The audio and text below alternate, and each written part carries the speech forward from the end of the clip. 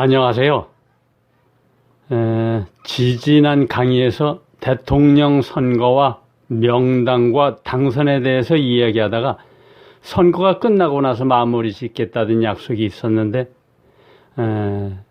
지금 생각해보면 19대 대해서는 누가 봐도 정말 너무 싱거운 일방적인 한판 선거로 끝이 났습니다. 아마 모든 분들이 다 직감들을 했었을 것입니다. 그러나 매번 선거 때마다 당선자가 미리 나타나서 꿈의 현모를 알려준다는 그분, 그에게는 또 하나의 쾌거가 아닐 수 없을 것 같습니다.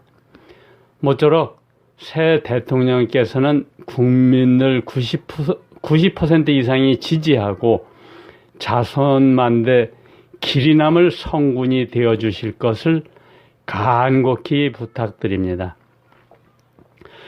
60년대에 나일론이 등장하면서 상당한 인기를 끌게 되었습니다. 그 당시 모든 것이 나일론으로 다 통일이 된 느낌이었는데 나일론 양말에 또 장갑에 잠바에 바지를 입고 얼음을 지치다 보면 물에 빠지기 일쑤였고 꽁꽁한 손과 발을 녹이려 불가에 둘러앉아서 불을 쬐다 보면 불똥이 날려서 잠바의 구멍이 숭숭 뚫리기도 하고 또 태워먹기 일쑤였습니다.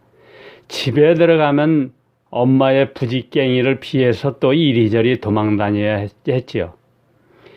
나일론은 거기에 그치지 않고 70년도에서부터 30 내지 40년 동안 죽은 분들의 수의에까지 침투를 했는데 사람들은 누구나 죽은 부모님의 마지막 가시는 길이라 해서 수의도 가장 좋은 것을 골라서 입혀드리곤 했습니다. 그런데 수의를 볼 줄 모르던 대다수의 자손들은 장의사에서 권장하는 좋은 것만 골라서 무조건 썼습니다. 그런데 훗날 이장을 하게 되면서 화학섬유인 수의가 썩지 않고 시신이나 유골을 옥매고 있는 것을 보면서 그 실체가 밝혀지기 시작했습니다.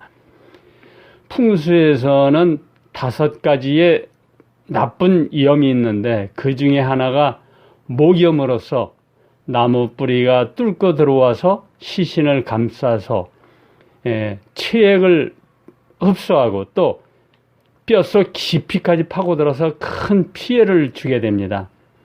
사람들은 나일론 수의가 그대로 남아 시신을 싸고 있는 것을 가리켜 목염에 빗대기도 하는데 실제로 보아도 망자께서 얼마나 답답하셨을까 하는 안타까움이 들곤 합니다. 오늘은 수의에 대해서 함께 논해볼까 합니다. 김영삼 전 대통령 집권 시절이니까 그 당시 IMF로 정세가 불안하던 아주 힘들던 시절이었는데 그때 엄청난 장마까지 겹쳐서 전국의 공원묘지가 어마어마한 피해를 입었습니다. 수마가 핥히고 간지 보름 남짓하던 때 묘지 감정 의뢰를 받고 방문한 곳이 경기도 일산에 있는 전국적으로도 큰 규모의 공원묘지였는데 그 공원묘지에 그 의뢰자와 함께 찾아봤는데 공터란 공터에는 그 당시 휩쓸려 떠내려왔던 관들이 정말 산처럼 쌓여 있었습니다. 그러다 보니까 냄새도 진동을 했지만은 쓸려 떠내려간 유골들은 가히 얼마나 될지 그 숫자를 가늠할 수가 없었습니다. 정말 눈뜨고는 보지 못할 지경이었는데 수맥에 걸렸던 아니든 유실되지 않은 것만으로도 명당이 아닐까 하는 생각을 해보았습니다. 의뢰자의 이야기입니다. 새벽녘에 선친이 다리가 춥다, 다리가 추워 하는 꿈에 놀라서 잠에서 깼습니다. TV를 켜니까 밤새 내린 비에 전국적으로 물난리가 난 것을 알게 되었는데 그런데 아버지가 묻혀 계신 공원묘지에도 엄청난 피해가 났다는 것이 뉴스에 나왔습니다. 이분은 꿈에 아버지가 다리가 춥다는 것을 그 선몽으로 이야기를 하셨기 때문에 회사에다 연가 신청을 내고 아침을 먹는 동 마는 동 공원묘지로 달려갔답니다. 아수장길을 헤집고서 달려가서 본 공원묘지의 참옥상은 어떻게 표현하지 못할 지경이었다고 합니다. 아버지가 무척 계신 것을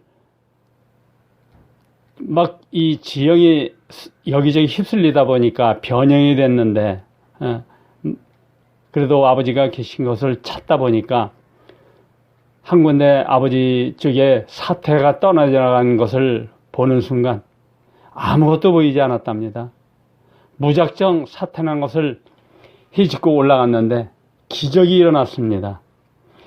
아버지의 묘지가 바지 노선이 된 겁니다.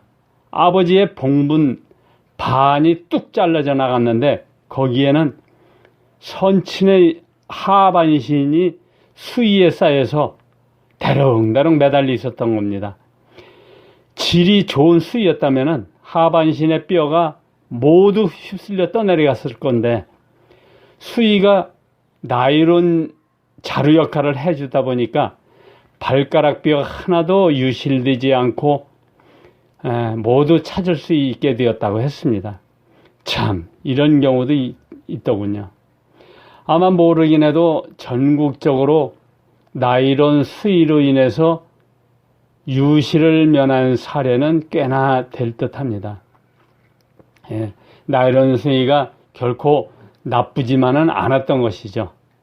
그러나 DNA 검사를 해보기 전에는 유실됐던 묘지들, 뼈를 찾았다 해도 자손들과 영영 이별을 할 수밖에 없는 안타까운 처한 사태가 참 일어난 거죠. 오늘 보시는 이 동영상에는 두 부부가 석관 안에 합장하러 모셔져 있었는데 당시에 부잣집이었던 이 집안의 자손들은 비싸게 수의를 사서 아버지에게 입혀드렸었는데 이렇게 자루 역할을 해주고 있거든요. 이런 유골은 번쩍 드러내서 밖에서 수습하면 한결 작업하기가 수월하지요. 그렇다고 해서 수의가 이분들 나쁜 것을 써서 좋다는 것은 결코 아닙니다. 이분들 생전에 부잣집이다 보니까 이제 이 지형인데 당시 상포를 취급하던 분들 치고 돈 못 번 이들이 없다고 했습니다. 아마 모르긴 해도 70년대부터 2000년대 초에 돌아가신 분들은 나일론 수의들을 많이 입고 계시리라 생각이 듭니다. 다만 몇 퍼센트의 나일론 혼자가 섞여 있느냐가 문제겠지요. 등나무는 자라는 것을 보면 항상 왼쪽으로 감습니다. 그런데 칡덩쿨은 또 오른쪽으로 감고 자랍니다. 이 등나무하고 칡덩쿨을 같이 심어 놓으면 왼쪽 오른쪽으로 얼기설기 감켜서 이게 인위적으로는 정말 풀기가 힘듭니다. 그래서 사람들은 이를 두고 갈등이라 표현을 하는데 이처럼 나일론 수의와 나무 뿌리가 들어와 유골을 휘감으면 수습하는 대로 정말 많은 어려움이 따릅니다. 나무 뿌리가 많이 뻗어 들어와 유골에 피해를 주면 자손들에게는 정신질환자나 피부병 또 골다공증에 걸린 자손들이 속출한다고 합니다. 부디 조상님 모심에 있어 이것도 수맥만큼이나 신경을 써야 할 부분이 아닌가 생각을 합니다.